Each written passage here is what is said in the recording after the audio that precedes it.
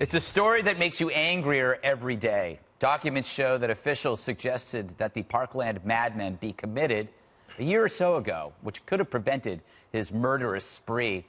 Deputy Scott Peterson was one of those officials.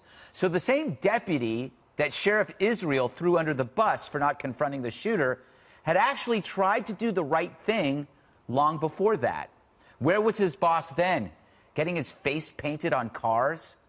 So why wasn't the killer nabbed despite all the red flags? Well, what we saw was a county that did half a right thing. They saw something, did nothing. It's an ugly lesson. Half a right thing can be worse than one whole wrong thing, for it pretends to be progress, and that prevents real solutions. Example, more lenient school discipline has been hailed as progress. But is it? As National Review's David French reports, in 2013, the Broward County School Board agreed with law enforcement to limit on-campus arrests. Did that affect this case? Could be. But we know what went wrong, and it's time to right it. First, fire Israel.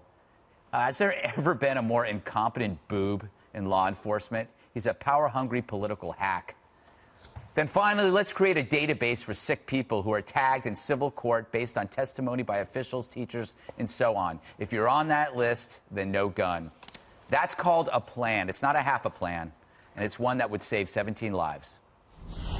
So, Jesse, this article, I think it was, I can't remember if it was in the Federalist or National Review, about how they decided not to send kids, like, to get involved with law enforcement, and because they didn't want kids to go to jail. Right.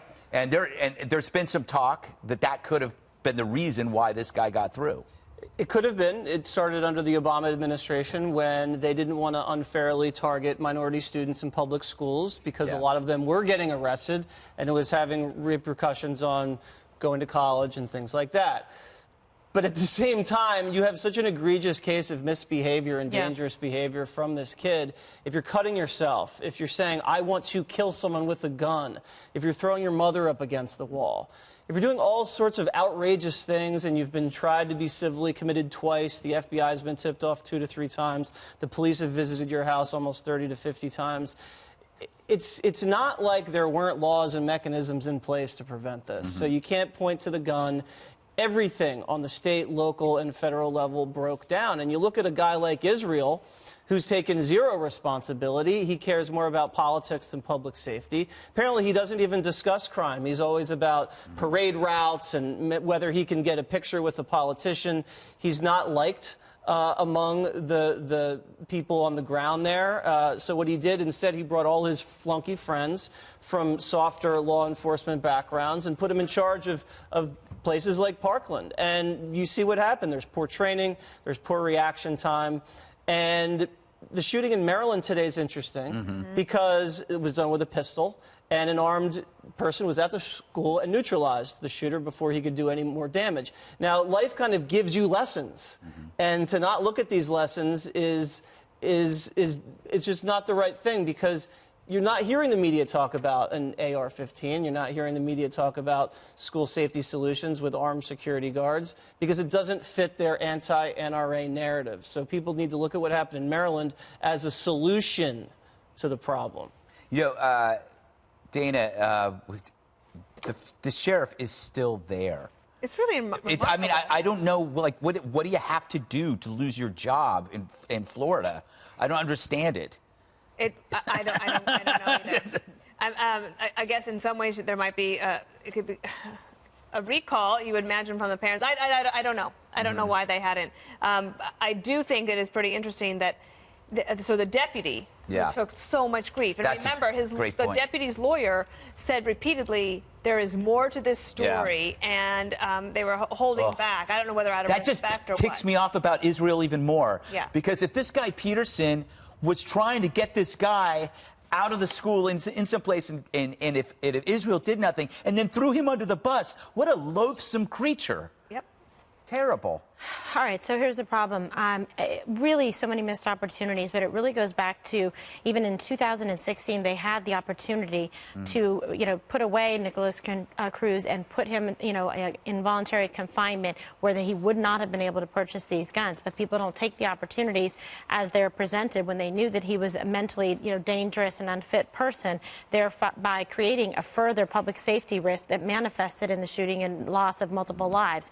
That's a problem right there. And then it's compounded by the lack of leadership by Sheriff Israel, by the individuals on the scene, a number of missteps that resulted in a further additional loss, of life. So if you look at it, this is sort of a textbook example of how everything sort of went wrong and converged together to this perfect, horrific storm of what happened. So it's not just about the gun. Yeah. It's about what happened in the steps. And if you miss the rest of those pieces of the puzzle, this is going to repeat itself. Right. Because it's not just about the weapon. As we're seeing, whether it's bombs that you use that have different detonator caps, or whether it's pressure cookers, or whether it's a car you drive into a crowd, anything like that, if the intention is there and you do not see that that person is disturbed, and you don't picking up the signals or the clues or the intelligence gathering to prevent it, that's the first step. Because if you get to that piece, you don't even get to the gun. Mm-hmm. And Juan, it's not to knock law enforcement, because we don't hear about the acts that are prevented, right? There are things like this every day that have probably been stopped. So, I mean, it's just in this case, this might be the most preventable gun spree I think I've ever seen. Vegas, I wouldn't know how to stop that, Vegas. They were called 29 times. Yeah, this house. The sheriff's department. Yeah. Well, I feel like I am in support of gun control, and I look at the polls. I see most Americans, most gun owners are in support of some kind of increase in background checks, not allowing weapons of war to be sold and the like, and people want to close gun show loopholes and the like. So I'm listening, and I think the NRA line is, oh, gosh, this is a result of inadequate law enforcement. It's not about access to guns. But I think access to guns is a part of the equation. And that's why the civil tag in a court would do that. If you said, okay, the school officials and the family members and whoever, police, knew this guy was a problem, that would bring the guns. He can't get a gun. But there's no place to put this guy yet, except into an institution. I think, so you were talking about the sheriff who has his own problems, but I think that, in fact, as you say, the deputy on the school grounds had said this guy should be put away under the Baker Act or whatever. Right. And then you get, though, the social workers and the therapists saying, no, it wasn't the sheriff who said no. It was the mental health community that said no at the time to this person. I don't know why. It'd be interesting to see those records. Yeah. But I will note, I was reading about this guy, Israel, the sheriff. He's so interesting. He was a Republican who then switched to be a Democrat, and he's a crony of Roger Stone. I'm like, Roger Stone is in this story? Okay, Roger Stone is in every story. Every story. They brought that up 3 weeks ago, Juan. Where have you been? I tell you, I was amazed.